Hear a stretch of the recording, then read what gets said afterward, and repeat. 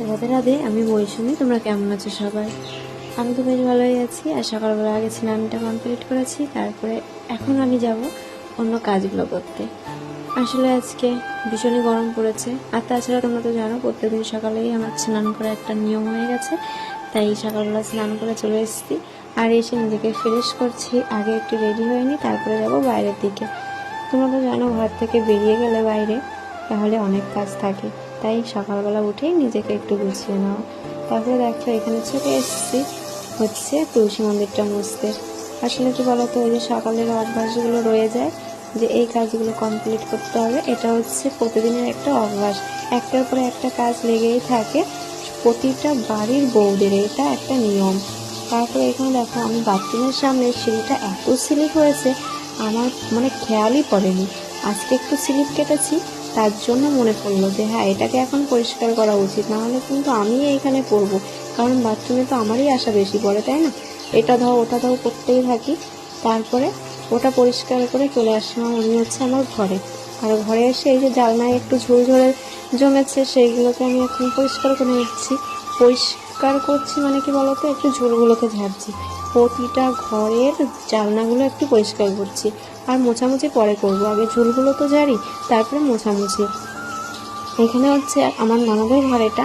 তো এই ননদের ঘরে এসেছি পরিষ্কার করতে। ননদ থাকে না, কিন্তু ও যখন আসে বাপের বাড়িতে তখনও ও এই ঘরেই থাকে, তাই একটু ভালো করে সাফ করে নিচ্ছি। এখন আর যেহেতু মা থাকে এই ঘরে, মা আর বাবা, তাই এখন কি বলো তো, বাড়ির বউ যেহেতু একটা ঘর করে পরিষ্কার করলে তো হবে না যে আমার ঘরটা শুধু পরিষ্কার করবো, সেটা কোনো ব্যাপার না, পুরোটাই আমাদের সকলের। তাই আমরা সকলে মিলে একসঙ্গে পরিষ্কার করি।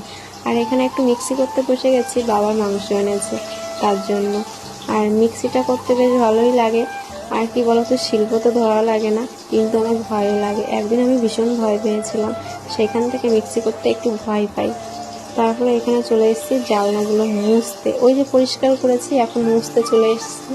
আর কি বলতো, আজকে কেনই বা মুছতে আসলাম, আজকে রান্নার দায়িত্বটা মা নিয়ে নিয়েছে, আর আমি ঘরে মাছ পাতায় দিচ্ছি। এটা হচ্ছে দিদিমার মাছ পাতায়। উনি তো মাছ মাংস মাছ মাংস না, শুধু মাংসটা খায় না, আর পেঁয়াজ রসুন খায় না।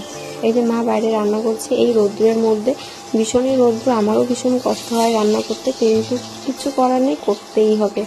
যেহেতু অনেক জ্বালানি আছে আমাদের, তার জন্য জ্বালানিগুলো তো শেষ করতে হবে, তাই না? আর এখন খুব কমই রান্না করা হয় বাইরে, কারণ বৃষ্টি হচ্ছে। আর বৃষ্টি হলে উনানের চারিপাশ দিয়ে জল জমে যায়, আর উনানটা ভিজা থাকলে উনানটা জ্বলতেও থাকে না। তার জন্য মা আজকে দেখো একটা উনান বানিয়েছে, সেই উনানটায় রান্না করছিল। আর তারপরে দেখো ছেলে আমার সঙ্গে একটু দুষ্টুমিও করছিল। তারপরে ওকে টিউশনিতে পাঠিয়ে আমি এখন এইখানে বসেছি আমার হাতের নেল পলিশগুলো তুলতে।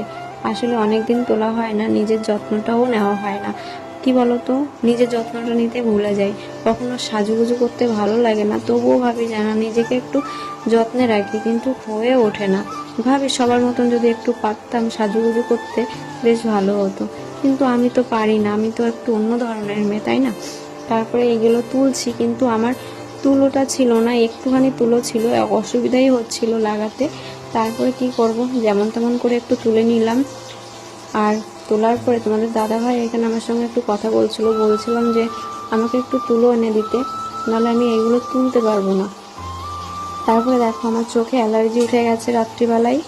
আর চোখে অ্যালার্জি উঠলে আমি কিছুই দেখতে পাই না, আমার চোখে ভীষণ জ্বালা হয়, ভীষণ কষ্ট হয়, চোখে জল দিতে পারি না। আজকের ভিডিওটা এই পর্যন্ত, পরের ভিডিওর জন্য অপেক্ষা করো। তাদের সময় সবাই ভালো থেকো, সুস্থ থেকো, আর সবাইকে ভালো রেখো। চলো।